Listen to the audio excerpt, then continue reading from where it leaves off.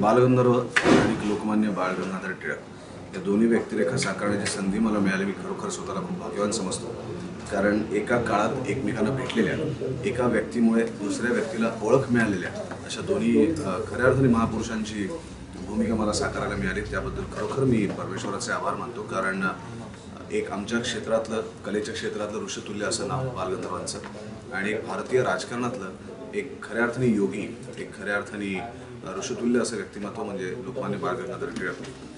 दोन्हीही व्यक्तिरेखा एकमेकांपासून परस्पर भिन्न स्वभावाच्या व्यक्तिरेखा आहेत. एक ज्याने कलेच्या क्षेत्रासाठी स्वतःचं संपूर्ण आयुष्य समर्पित केलं आणि एक ज्याने देशासाठी स्वतःचं संपूर्ण आयुष्य समर्पित केलं. दोघांचीही आपापल्या कार्यक्षेत्राकडे बघण्याची दृष्टी किंवा वृत्ती ही तितकीच पवित्र, बालगंधर्वांचीही तितकीच पवित्र आणि लोकमान्य बाळ गंगाधर टिळकांचीही तितकीच पवित्र. तन मन धन हे पूर्णपणे अर्पून कार्याची सेवा करण्यात या दोन्ही महापुरुषांनी आपलं जीवन व्यतीत केलं. लोकमान्यांचं आयुष्य समजून घेण्यासाठी म्हणून मी या चित्रपटाच्या निमित्ताने अनेक प्रकारचं वाचन केलं.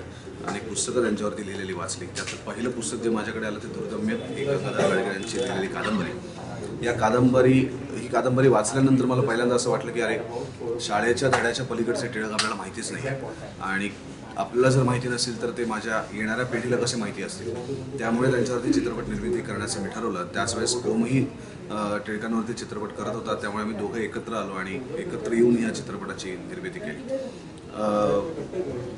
ज्या माणसाच्या आयुष्यातलं स्वराज्य वजा केलं तर त्याचं आयुष्य उरत नाही, इतकं स्वराज्यमय आयुष्य झालेला असा एक हा मोठा आपल्या देशातला नेता म्हणजे लोकमान्य बाळ गंगाधर टिळक.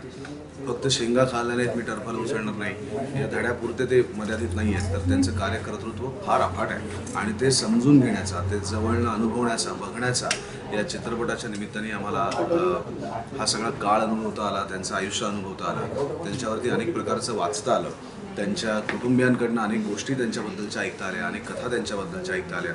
हा 3 वर्षाचा काळ आम्ही पूर्णपणे टीम लोकमान्यमय झालो होतो, कारण प्रत्येकजण त्याच्या अनुभवातनं, त्याच्या पद्धतीने हा चित्रपट चांगला व्हावा यासाठी प्रयत्न करत होते. दिग्दर्शक तर त्याच्या दृष्टीने आघाडीवरती होताच, कारण त्याचा अभ्यास हा फार दांडगा होता, त्याची क्लॅरिटी फार दांडगी होती. पण आमचा प्रत्येक डिपार्टमेंटचा माणूस त्याच्या पद्धतीने हा चित्रपट चांगला व्हावा, लोकमान्यांचं कार्य लोकांपर्यंत जास्तीत जास्त चांगल्या पद्धतीने पोहोचावं यासाठी मनापासून काम करत होता. 150-200 वर्षापूर्वीचा काळ उभा करणे खरोखर खूप अवघड गोष्ट होती, पण आमच्या सेट डिपार्टमेंटनी, आमच्या कॅमेरा डिपार्टमेंटनी, आमच्या VFX डिपार्टमेंटने त्याच्यावरती अतोनात मेहनत घेऊन तो काळ उभा केला. त्याच पद्धतीने त्या काळातले कॉस्ट्युम्स याचा अभ्यास करून कॉस्ट्युम डिझायनरने सुद्धा त्या पद्धतीने सगळ्यांचे कॉस्ट्युमची निर्मिती केली. विक्रम गायकवाडसारखा एक जादूगार मेकअपमॅन आमच्या टीममध्ये होता की ज्यांनी त्या काळातल्या लोकांचा अभ्यास करून त्या पद्धतीने सगळ्यांचा मेकअप डिझाईन केला.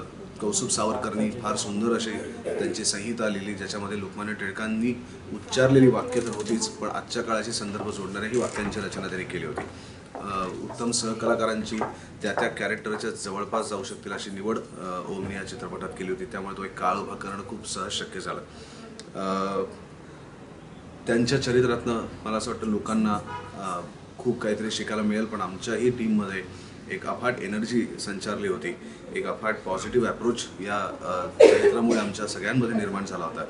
ज्या माणसांनी आलेल्या संकटांना न जुमानता त्यांच्यावरती मात करून एका मोठ्या ब्रिटिश साम्राज्याशी लढा दिला, मला असं वाटतं की त्यांच्याकडनं थोडं जरी शिकलं तरी मला असं वाटतं आपण आपल्या आयुष्यात खूप काहीतरी बदल चांगल्या पद्धतीने करू शकू, आणि तेच बदल आपण करावेत.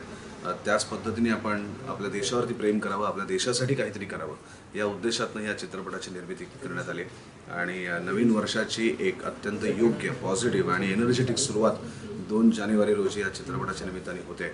ज्या पद्धतीने आम्हाला रिस्पॉन्स मिळतोय लोकांकडनं, तरुण पिढीकडनं, सोशल मीडियामधनं, मला असं वाटतं की प्रत्येकाच्या मनामध्ये लोकमान्य टिळकांची जी एक रिकामी जागा होती ती भरण्याचं काम या चित्रपटाने केलं आहे. आणि भारावून जाऊन लोक मेसेजेस करत आहेत, भारावून जाऊन लोक त्याच्याविषयीच्या प्रतिक्रिया आमच्यापर्यंत पोहोचवत आहेत, आणि मला खात्री आहे की हा चित्रपट पाहिल्यानंतर आलेल्या लोकांमधनं अनेक तरुण पुन्हा एकदा देशकार्यासाठी प्रेरित होतील आणि स्वराज्य ते सुराज्य हा जो ध्यास या चित्रपटाच्या माध्यमातून घेतलेला आहे तो पूर्ण होण्याच्या दृष्टीने नक्कीच प्रयत्न होतील असा आशा मला वाटतो. मला असं वाटतं की प्रत्येक तरुणाचं आपल्या देशावरती प्रेम असतं. होतं असं की आपल्या आजूबाजूच्या या सगळ्या परिस्थितीच्या रेट्यामध्ये आपण इतके कन्फ्यूज होऊन जातो की देशासाठी नेमकं काय करायचं हेच आपल्याला कळत नाही.